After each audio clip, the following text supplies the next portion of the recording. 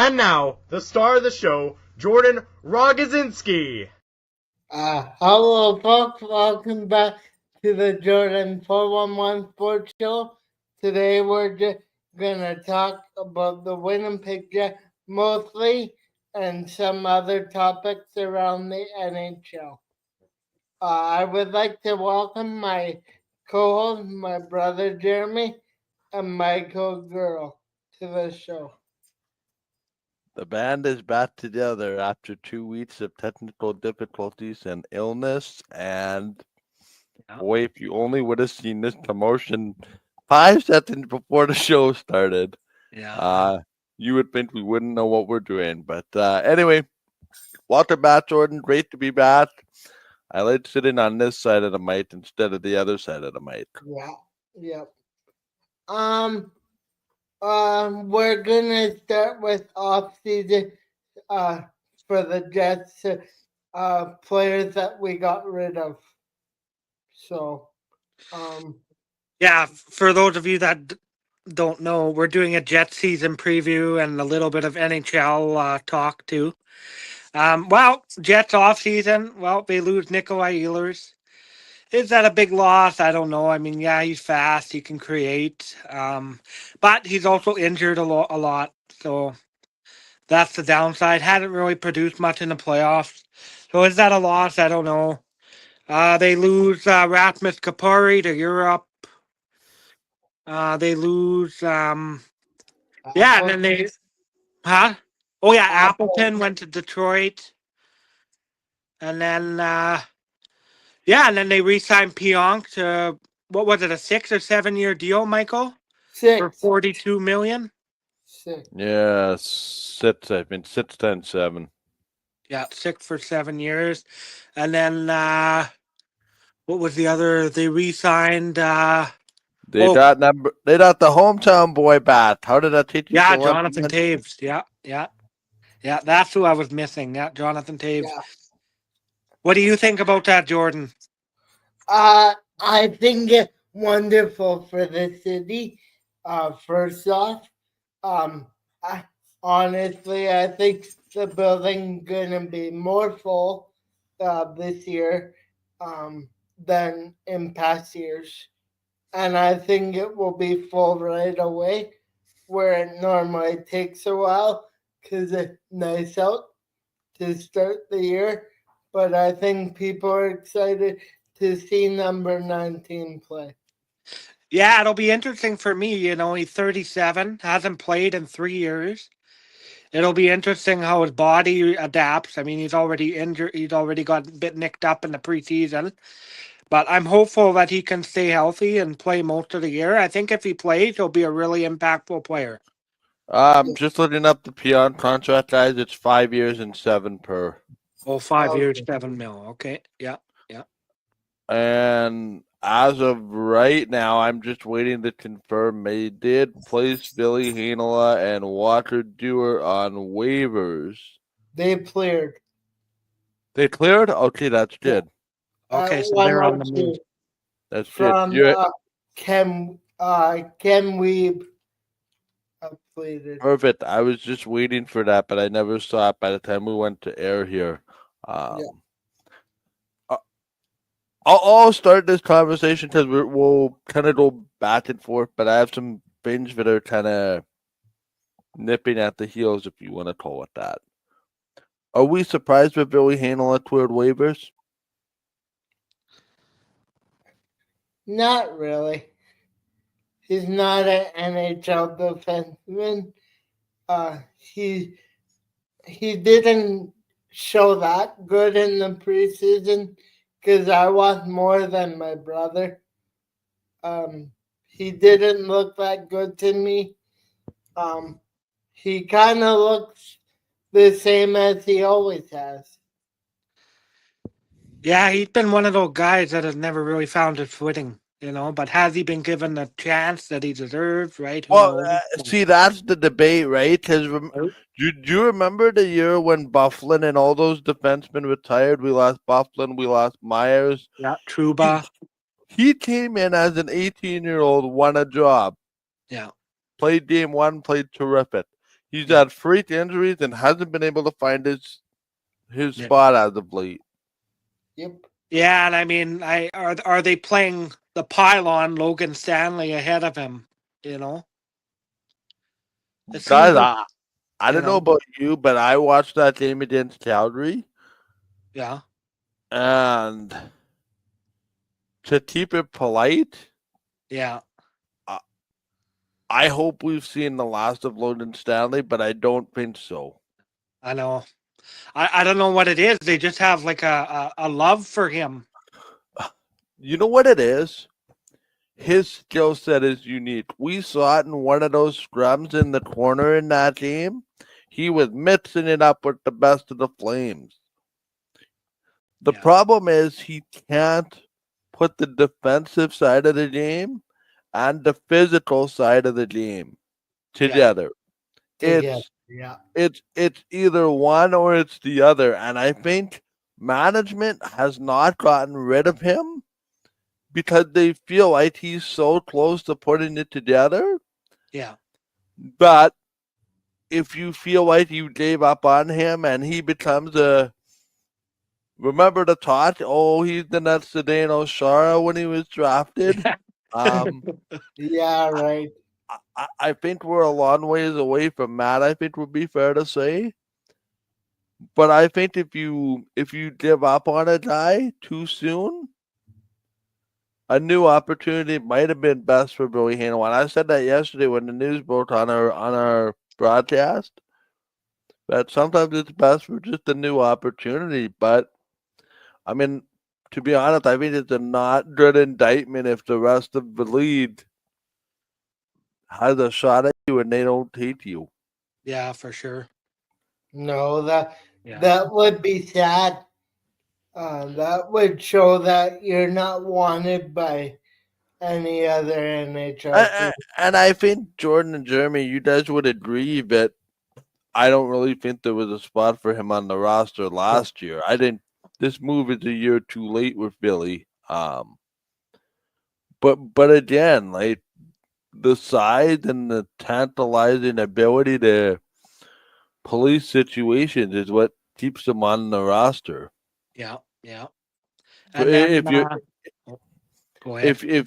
If you're Logan Stanley anyway, I mean, I understand it. Like you're not gonna.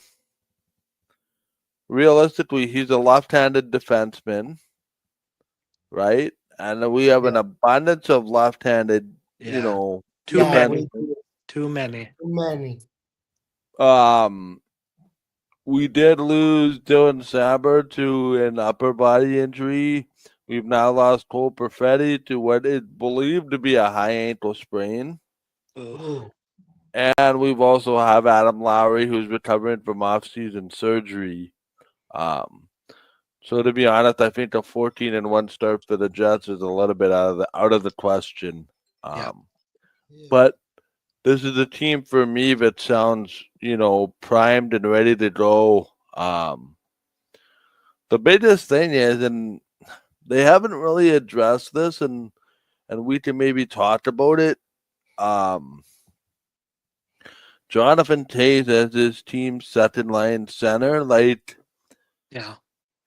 I have talked to a lot of fans. That I worked at the Hockey for All Center, so there's constantly, people walking in and out with Jets jerseys and all that. And when you talk to a sampling of the public about what their expectations are for Jonathan Toews, it's a mixed bag. Some say he should be the third line center. Some say he should be the second line center. Some say he should be the fourth line center. This is just my opinion anyway. I think fans need to be patient with Jonathan Toews till January. Because I think to have him score 20 goals is a reach. If he can be, I keep saying it, if he can be 70% of the player that he was in Chicago, by the time the playoffs or the end of the season roll around, I think you're very happy with that. Yeah, no, for sure. And it'll be interesting. Yeah, you're right. People got to be patient because, he hasn't played in 3 years. So it's going to take him time, right, to adjust and adapt, to the Yeah. physical side of it. I think the mental side will get it fast, but the physical side of it, Yeah. all the bumps and bruises you get, and you're not used to that. Your body. I mean, in one of the preseason games too, he had a chance at an empty net, and he completely fluffed on the shot. Yeah. Again, I think it's one of those scenarios, and not to equate this to local hockey at all, but it's the example that I can see, predominantly where in my line of work. For most players that I've seen, their hands and their feet, as in their skating, are not quite computing to the same wavelength just yet. Yeah. Yeah. And I can't even imagine, and that's for the most part groups of players that have been off the ice since the middle of March to September. Now you add 2 years to that, right? Oh, I know. That's a long Yeah. time. Yeah, it is. What about the loss of Dylan Sandberg? Hayden Fleury to me has been a nice surprise in that spot.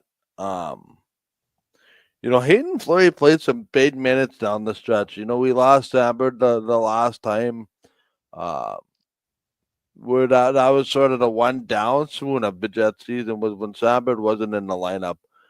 But we also lost another defenseman whose name does not quite ring a bell toward the end of toward the second half after Christmas. And that's how Fleury got in the lineup. And he was pretty serviceable. And if you remember in Game 7 against St. Louis, the Jets did not have Josh Morrissey for a large portion of that game. Yeah. And it was Logan Stanley, Hayden Fleury, Dylan DeMello. The five that were out there, they were down to 5 defensemen for almost 2 overtime periods. Yeah. Plus Yes. two regulation periods, right? So, and I think it's just Hayden Fleury taking advantage of a new situation. Like, he's the former first round pick of the Carolina Hurricanes. Didn't quite stick out, but I think to expect a guy like Hayden Fleury to play top 4 minutes long term, no. People's expectations versus what reality is for some of these players. I think to say that some people need a reality check on expectations is for sure. a bridge too far. But the player cannot outperform his previous ability when you've been somewhere for a period of time. Yeah. Like if you score 11 goals, 12 goals, 9 goals, and in year number 5 you score 30 goals, then you go back to 15 goals, and this is just an example. Yeah. Well, all of a sudden he's got a 30-goal season, but you look at the overall sample size. You look at the complexion as a whole, and past performance is usually an indicator of future success. Usually. Yeah. And then Gustav Nyquist. Gustav Nyquist we picked up. I think he'll be okay. See, that's the one to me. That's the one to me that doesn't make a whole lot of sense on surface level. I don't believe it's as simple as the Nick Ehlers for Gustav Nyquist, replacement. No, they're not comparable players. They're not even close. But I think if you can get a defensively responsible Gus Nyquist, I think that's a whole new. I think that's a whole new conversation that we're gonna have to have. Is what does that look like? And the big news too is the Jets. You may have seen this yesterday, and I'm reading it right out of the press release from Winnipeg Jets PR. They have agreed to a 2-year contract extension with Nikita Chibrikov. Yeah. So I think really the way this roster is constructed, it's 3 forwards battling for 1 spot. Yeah. Yeah. I think it's Parker Ford in a battle with Brad Lambert and Nikita Chibikov for one spot. Yeah. I think personally one young guy makes it, like, gets in there quite a bit and makes the team this year. Or if there's an injury, like Tiberkov gets called up right away. Yes. Like we're gonna have this discussion about, and we know this from now until the end of time and even previous time. Ooh, that guy didn't make the opening day roster. What's the problem? That guy didn't make the opening day roster. Well, come April and season's end and 82 games have been played, that player that we were complaining about but didn't make the opening day roster winds up playing 40-something games. So injuries happen, right? Hockey's rough. So rough. I think the Jets guys are so well positioned up front. I think Colby Barlow had a great camp, and what I was talking to some people, some individuals that cover the team on a closer basis than I do, they just raving about the work that Colby Barlow did between the end of last year and this year. Yeah. Barlow will be with the Moose this year, so he won't be that far. But guys, something that really excites me, I think we're going to see a vastly improved Moose team this year over what they had in the last couple of years. And now you got Braden Yager on that team. Tell you what, if this is a 2-year experiment with Jonathan Toews at second line center, let's say this year and next year. Yeah. And then 2 years from now, your second line center is Braden Yager over what Rutger McGroarty was. Yeah, I know. Like to me, that's a pretty big upgrade. Yeah. I don't know. I don't mean to ramble, but I just feel like I'm very, very excited about this prospect group that the Moose have. And then Dom Devin Chintis also was pretty good. Thomas Milich had a really good rookie season. He really struggled last year, Thomas Milich, but I think that was a byproduct of the entire Moose team. I think the Moose were too young last year, and they needed guys to show them the direction of how to do things as a pro. And I think they're over that hump this year. I put it this way, I would be very shocked if the Moose aren't in the playoff hunt in the last 5 games of the season. This, to me, should be a Moose team that makes the playoffs. Otherwise, I have some real concerns about putting your prospects in a losing environment in the AHL. Although they'll say, they need to practice and play and ripen so that, the Jets have a wagon firing in the NHL. But again, I just think it's all interconnected in some way. Yeah, we definitely have a very exciting prospect pool. Now I want to get into maybe some predictions. Sure. Yeah. And I'll start. Where do we think the Jets are going to finish in the Central? Third. I think second. I'll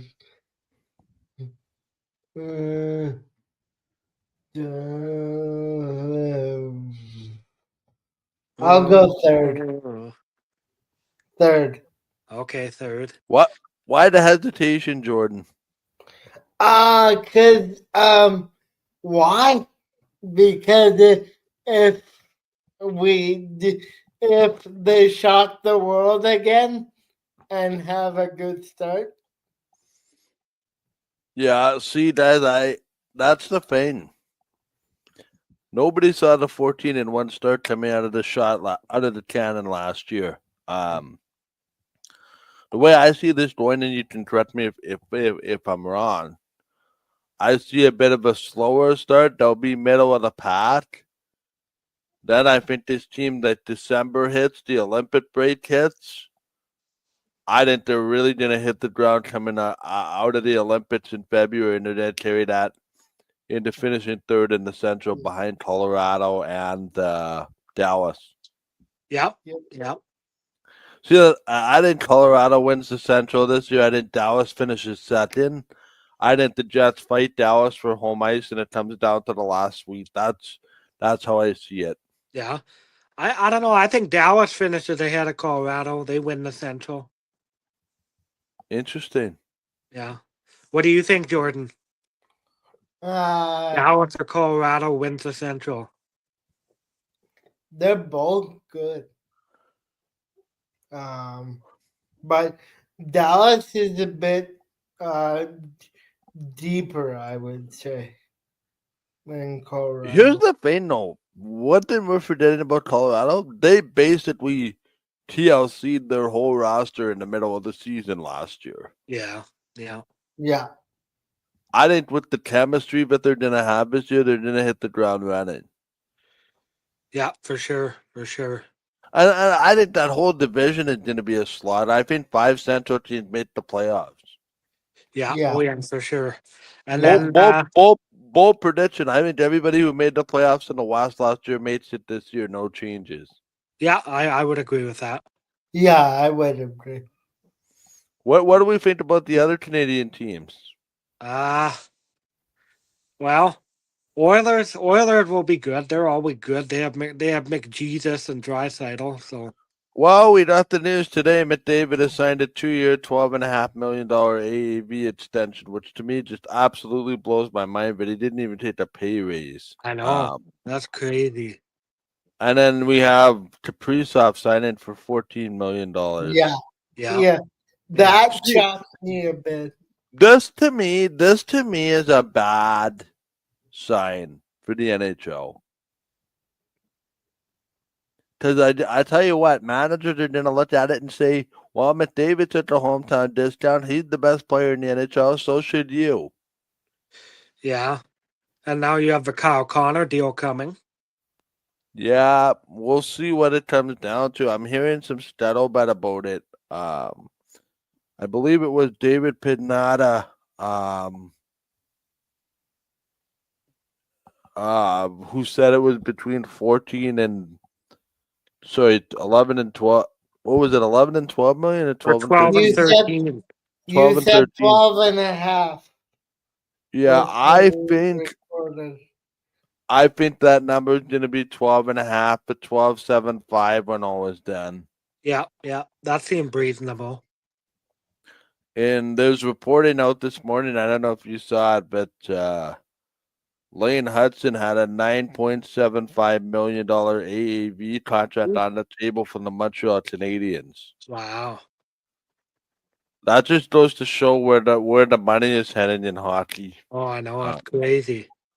And then the McDavid contract comes in. Like, to me, this is no word of a lie. I'm stunned Kaprizov got what he got. Yeah. That is a big overpay for a team that I thought learned from Ryan Suter and and the forward there that they had to buy out. Zach Parise. Zach Parise, yeah. But again, $14 million for Kaprizov and McDavid now 12 and a half. Yeah, it makes Scheifele and Connor Hellebuyck deal look great. That's for sure. Absolute bardroons, if you know what I mean. Because we have the reigning MVP, the reigning Vezina Trophy, and he's signed for $9.5 million for now 8 years. Yeah. Yep. Who do we think gonna lead the Jets in goals? Connor. Yeah. Connor. KFC. Yeah, I call Kyle F and Connor, but yeah, I call him KFC, but Kyle Connor. Yeah. Who's the player that we think will surprise on the Jets this year? I have one name that comes to mind immediately. Morgan Barron. Parker Ford. Yeah. I'll say Chiberkov. Yeah. If he could stay healthy, I mean, Chiberkov had 3 goals in his first 4 NHL games and then got hurt. Yeah, no. Who will have the most fights?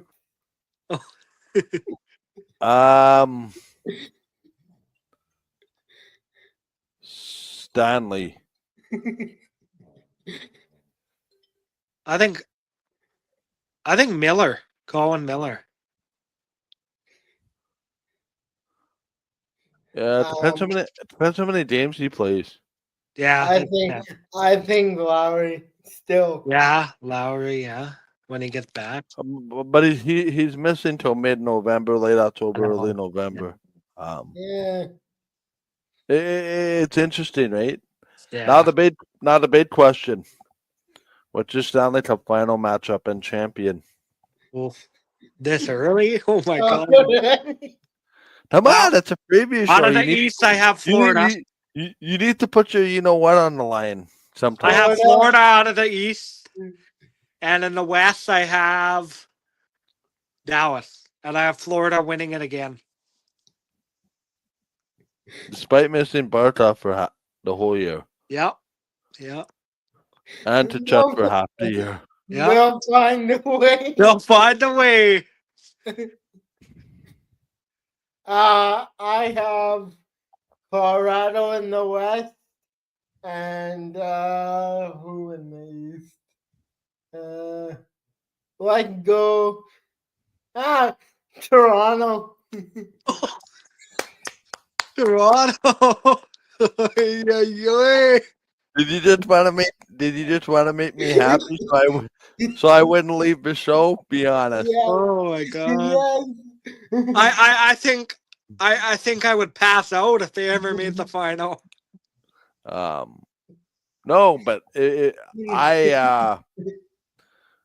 okay, since Jordan's got me going down this train, I'm gonna go absolutely nuts and say the Stanley Cup final will be Toronto and Vegas. Yeah. And let's sort it out with Mitch Marner playing his former team. Yeah, that would be wild, eh? Yeah. And John Tavares scoring the overtime winner in Game 6 to give the Leafs their first Stanley Cup since '67, with Mitch Marner right on the ice at the same time. That would be wild. That's the conspiracy theory drama 101. Yeah, don't take our predictions to heart, people. No, and watch these end up on YouTube Shorts to get people's attention. Yeah. No, but in all seriousness, with the chaos, I needed to be Vegas. I needed to be. I'm gonna stick with Vegas, Toronto. I really am. Yeah.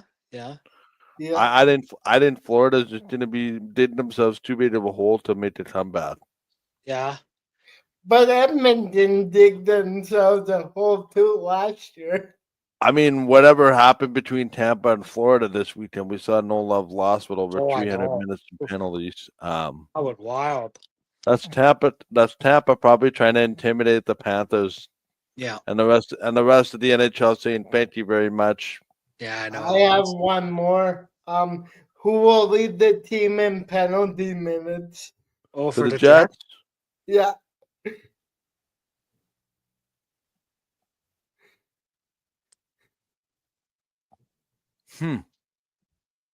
Me and Jeremy can't pick the same guy.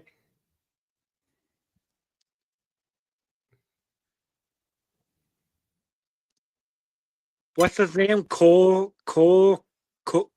or Copy or Pete? What's Kepke? Kepke? Him. I pick him. Who has the most penalty minutes? Do we have a Jeopardy theme music? I know. Stanley. I honestly don't know, guys. Yeah. Fighting is down so much, you're basically counting stick infractions. I know.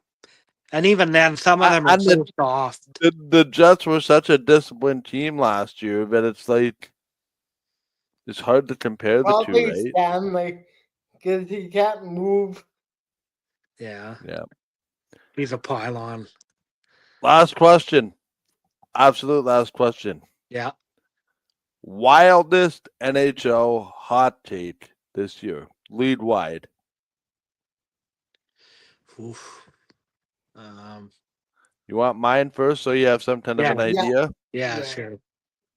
The top 3 teams in the Atlantic by season end will all be Canadian teams. Oh, wow. Wow. Ottawa, Montreal, and Toronto, and some form in the Atlantic 1, 2, 3.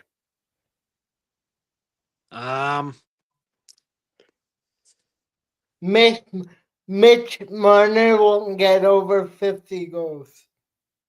Oh, that's a good one.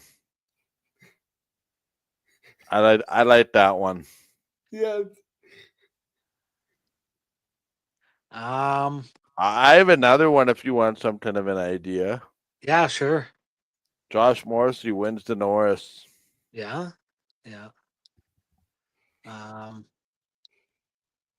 It could be a simple Jeremy. I have one. Hellbuck repeats as Vezina and Hart winner. You took it right out of my mouth. That's what I was gonna say. Yeah, that's Yeah. mine. Yeah. Well, what can we do? We'll revisit this at the end of the season and Yeah, see just bit of a longer one, but that's okay. We'll revisit this at the end of April, and then we'll see how Yeah. wrong we all were, right? Yeah, no, well, I'm sure we'll all be totally wrong, but that's okay. Yeah. We're perceived experts. I can't wait till my Vegas Golden Knights Toronto pit makes the YouTube shorts. Yeah. Oh my Yeah. god. You have one job, Jeremy, and that's the YouTube short that, and then the viewers will go. I know. Because everybody hates the Leafs. At least my Cowboys quarterback, Dak Prescott, is the best quarterback in the NFL.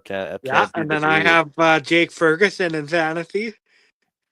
Nice. And George Pickens. Oh, Trey is beating me 129 to 118, but he's done, and I have Travis Etienne tonight. I have Mahomes so if Etienne goes off, I'll beat him by like 2 or 3. I have Mahomes and I have the kicker Little for Jacksonville tonight. Oh, okay. Yeah, down by 30 in my matchup. Ooh, wow. Mahomes could go off. You never know. Yep. Yeah. Well, we'll see. And that's fantasy football talk. Let's wrap this one up.